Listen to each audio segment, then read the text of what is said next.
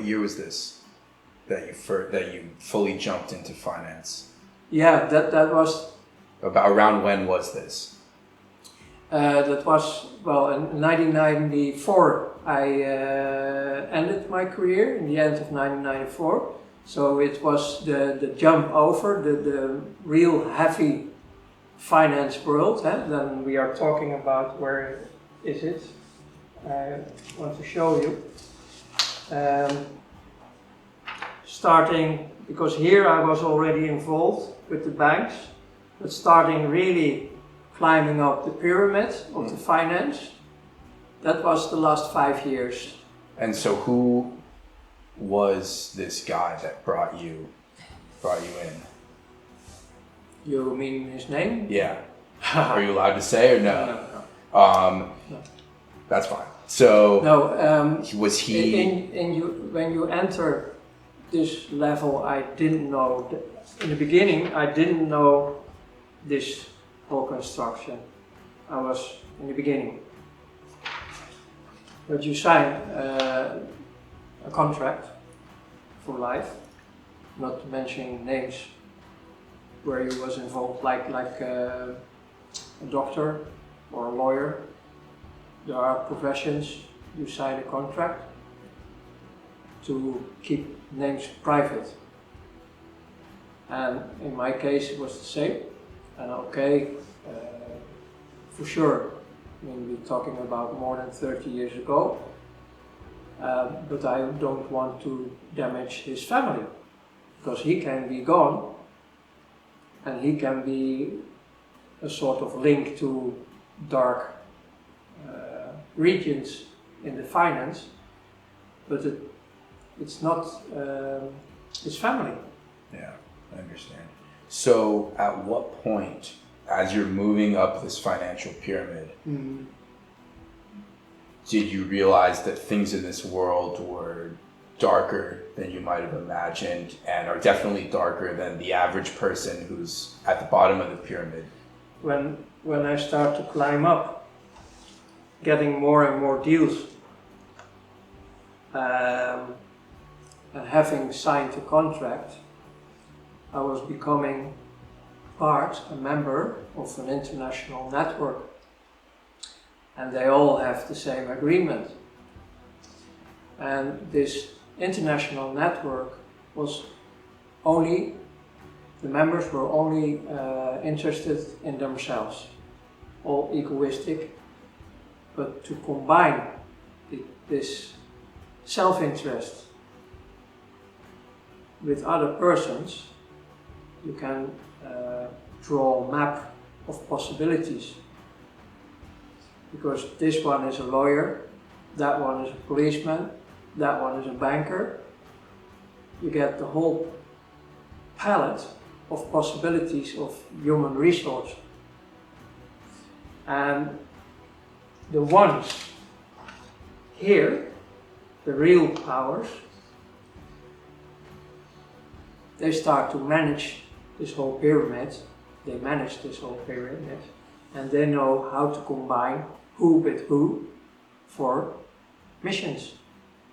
And this is how I get step by step, because you are tested many times, you get assignments.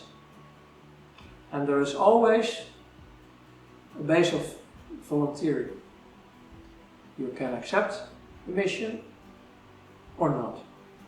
But if you accept it, don't damage anyone in the group, because then you are in trouble, real trouble, because that was in the contract.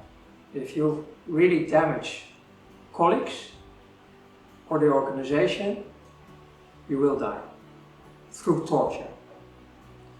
So you think many times before you accept an assignment, and you want to know all the details of the group, who is all involved, because you can't make mistakes. And during all these processes, I was becoming known as quite successful, having the ability of zooming out, getting the whole picture in every detail, who was important. I was always looking for perfection. It was like painting a picture on the wall. It must be a perfect picture. That was one of the things, an obsession, so to speak.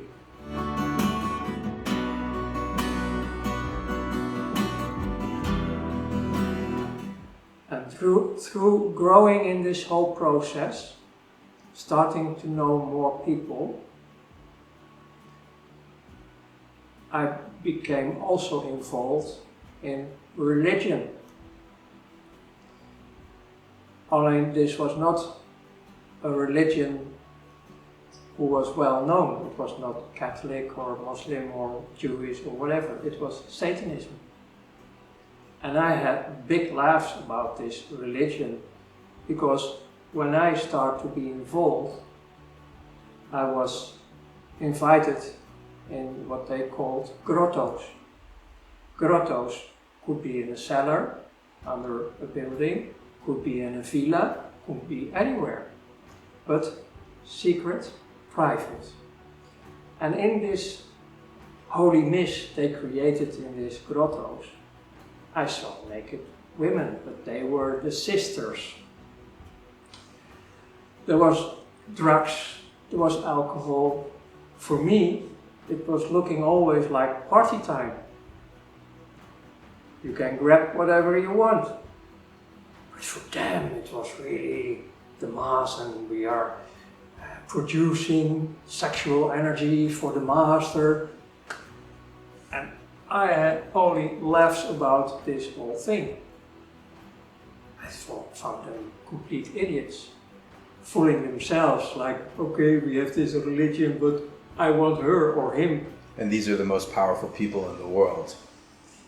They're involved. That are involved in these rituals. They are involved, but not the highest. Not the highest. Not the highest. They are not involved. They arrange all these structures. Because later on, much later on, when I become more trusted by many, also in being a visitor of a grotto, hey, Ronald. Because I start to share that for me it was all bullshit. This whole religion thing. Can you imagine? You have a woman, a sister, on the table. She's tied. And the whole group starts to touch her, all on the sensitive pieces of her body, to give her an orgasm. And after that, another. And they always proclaim that this was all needed, all this sexual energy to go to the master, to Satan. sacrifice. To Satan. Yeah. For me it was like, you're just living your fantasy, you want this, because everything was possible.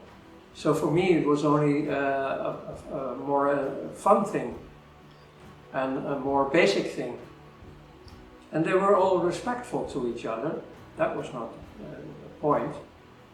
And one of the rules they also had, that below 18 years nobody was allowed to join this kind of things. Children were protected. So for me that was like, wow, maybe if there is a religion, then it must be this one, because they are the only ones who stand up for children. And it's different from the Satanism that you had encountered in the past. Exactly. Yeah. And so then what happened? So, well, they start also to they start to invite me to see behind the scenes in this grottos, where they have this microscopic small camera and microphone things. So these grottos were also used to make some pictures and videos as a power tool. Blackmail. To blackmail the people who were not always doing what was needed, to give them a sort of extra push in the back, like, oh no, you can't do this or that in your own way. If you have the assignment, you have to do it by the book. So some of them were blackmailed in this manner.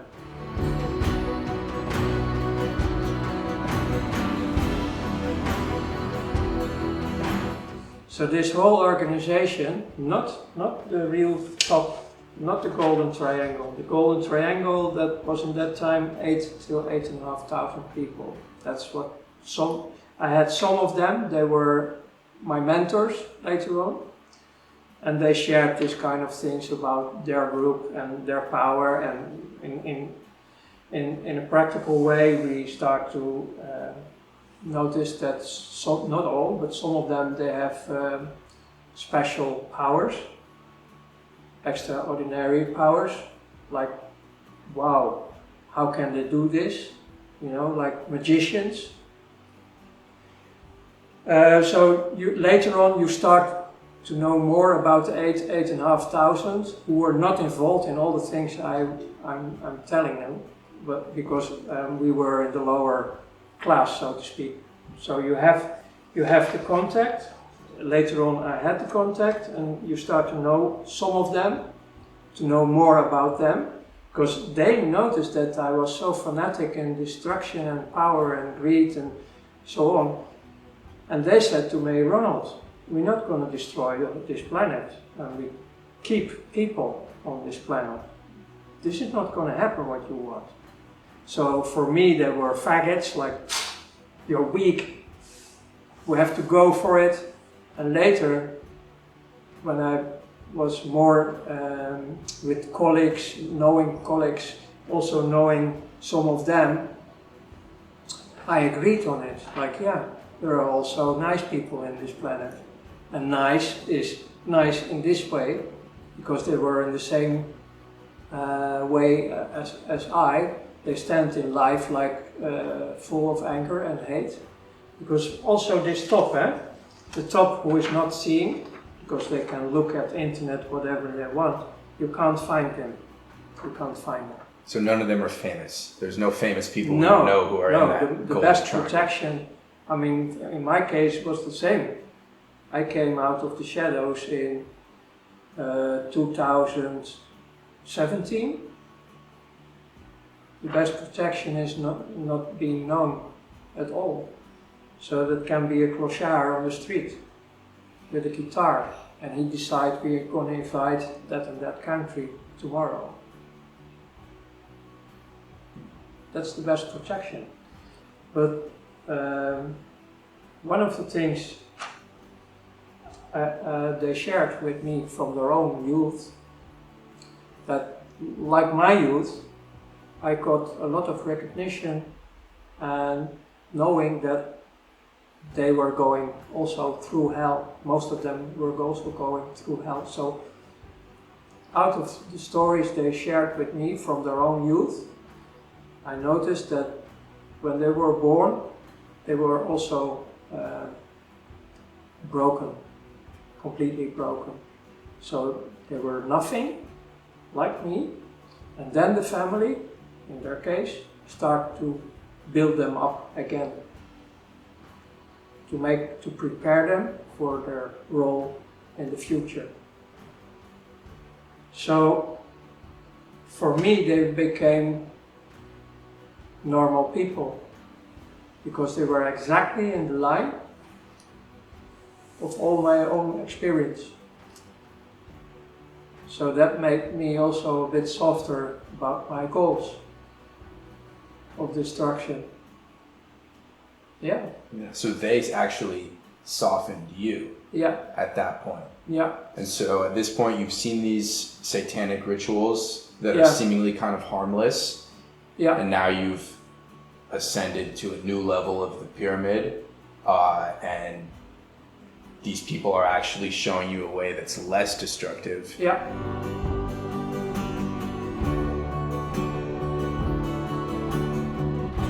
And so then at that point, what happened that led you to the eventual near-death experience?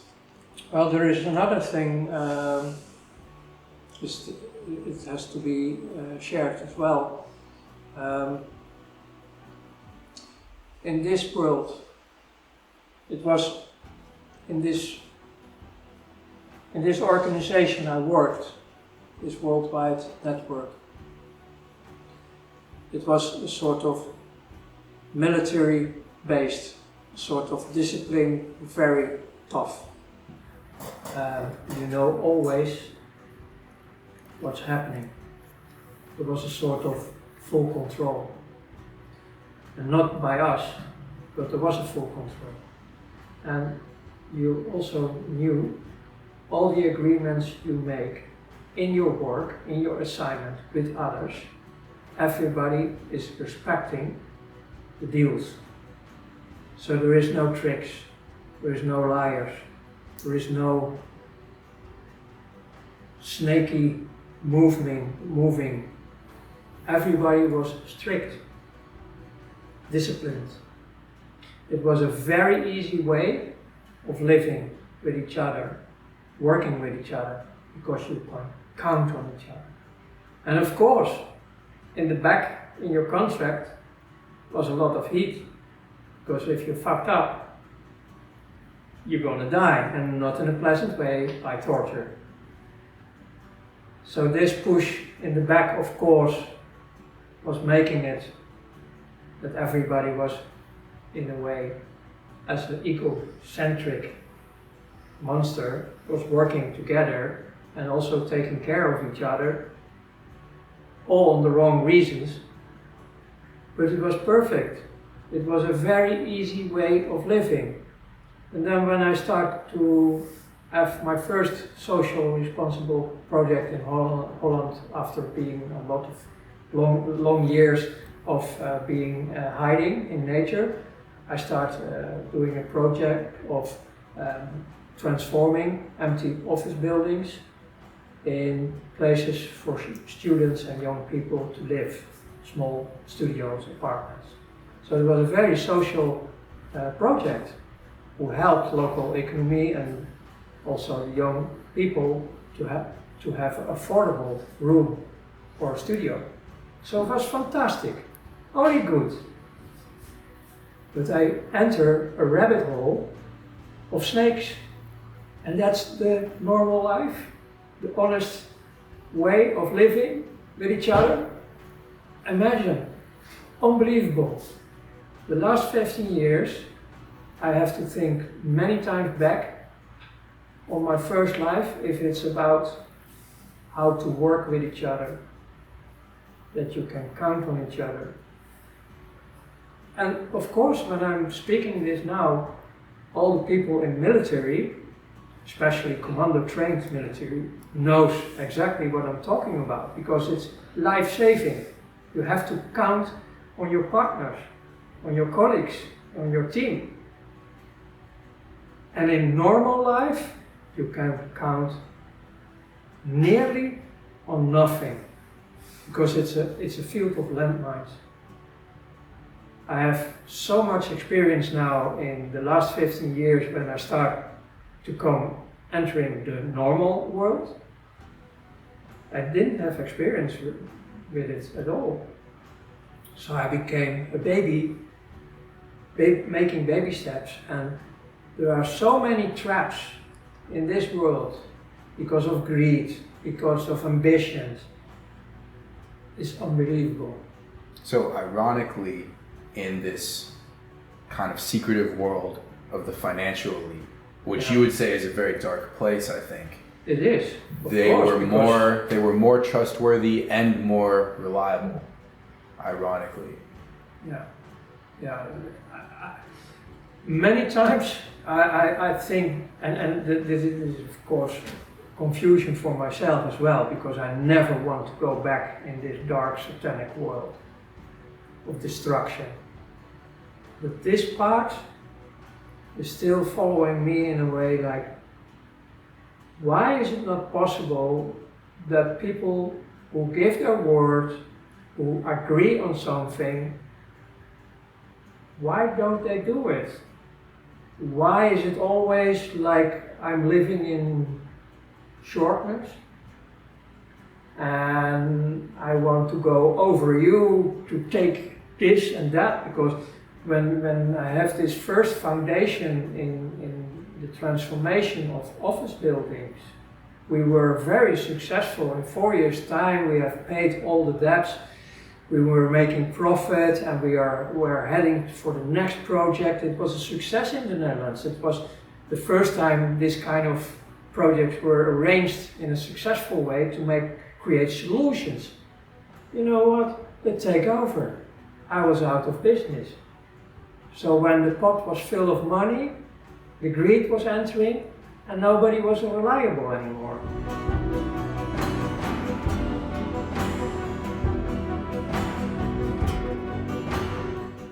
And this is constantly happening everywhere in this world. So I start to understand why it is that so many people are also in the program damaged about each other, being nearly paranoid of doing good things in this world. Because in the back, if it's about disasters, how many times we discover later on, if there is a disaster, an earthquake, that the people who are helping to solve, to rescue, how many dark things are coming out later on about money was gone, children were trafficked, whatever. It's unbelievable. So the light manifestation, so to speak, we see many times in this world is a fake one. And I'm not talking about the integrity of the honest people. I'm not talking about the general people, because I think most of the people on this planet want good things. But it's the tiny group who is always infiltrated everywhere, especially in organizations who present themselves as the light manifestations. In my youth I saw it already with religion, especially with, of course, the Catholic Church, but that's just because through my own personal experience. When it was the last 2-3 years, when we have this pandemic of COVID, I was amazed about, for example, a big, huge organization, Christian organization in America, who has a lot of members of denominations. And based on biblical texts, they start to manipulate the people in America about wearing masks and getting the injections and so on. It was an act of love for others. I was amazed. How is it possible that you start to try to manage hundreds of millions of people who are really Christians, real good people, with a very good society life, with helping each other? How is it possible that the top management of this Christian organization start to manipulate the Americans to go in a certain direction based on words in the Bible? Wow. That's just one example. And you'd say they're all somehow tied to the top of that pyramid. Everything's coming down from that. You used the phrase total control. This whole planet is in full control. So if you see, for example, I mean, if you watch internet, you follow a bit in internet how people think and see in the program, because it's all programmed. We have an example like the period the President of America was Donald Trump. I have seen pictures of that Jesus was behind him, because in Europe they call King Yeshua Jesus. I saw pictures made by the people that Jesus was behind him. So he was the new Messiah, so to speak, who is creating world peace and so on and so on. This kind of pictures. And then we get QAnon. Like, wow, it's gonna happen now, liberation and all. Well, Obama was telling the same, no? About change. It's all act. So you'd say QAnon is an act? QAnon is an asset from Secret Service, because one of the engines behind all this bullshit is Secret Services. They are legitimate, legal criminals. They are legalized. They serve the country. Yeah. They protect the country. Yeah. And so why? Why? They were the best deals I ever made was with the help of Secret Services. In our team, we always were connected with Secret Services to arrange things. And I have quite some examples with me, only to show what everybody can know. Shall I? Sure. I have one question about the QAnon. Why would the intelligence agencies create a movement like that, which seemingly exposes in some way the top of the pyramid to the people, if not entirely? Well, it gives them an idea of what's going on. They didn't expose that at all. Right. They only exposed puppets and master puppets. And what you create is false light. Because the hope, if I was sharing, if they asked me in the internet something about in that period about Donald Trump, because he was the salvator, and I asked the people, what do you think about his warp speed program? It was about mRNA injections. It was new. No, it's not. It's already known since the 90s. This whole technique. So that was already false light. But let's assume he wants to help. It's serving the multinationals. Then he came with G5, G6 mobiles. Fast. You can upload and download very fast to see Netflix. Very important. It's serving multinationals. So one way or the other, they all have limited power to do their own thing. That makes them unique in the position they have. But they are always, one way or the other, they are serving the powers who are in charge. In that way they are actors. And with the QAnon, because that was your question, you start to divide, because you make the person who is in that role much more powerful if you have from the back, from the rebel side, the liberators, all this information coming in. On top of dividing people, because you get for and against, you always have also the benefit of sharing parts of the truth in advance. Because everybody has to share everything in advance about what they're going to do.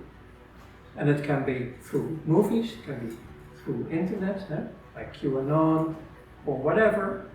It's all known. So nobody afterwards can say what the Germans were saying in the end of the Second World War, that we didn't know. Because that question was for the Germans about concentration camps, for example, and about gas chambers and so on. No, everybody knew. In that time they knew as well. They ignored it, but they knew. So, based on the universal free will we all have, And sometimes it's tough to accept that we really have a free will and are in charge of our life. Most of the time we start to blame everything around us and I couldn't help it and blah blah blah. No, in the end of the day, we are the ones in charge based on our free will, and that's respected in both sides. So everything has to be known. You can't hide. Okay, you can ignore. Choose Netflix and don't search for answers, but that's your own responsibility.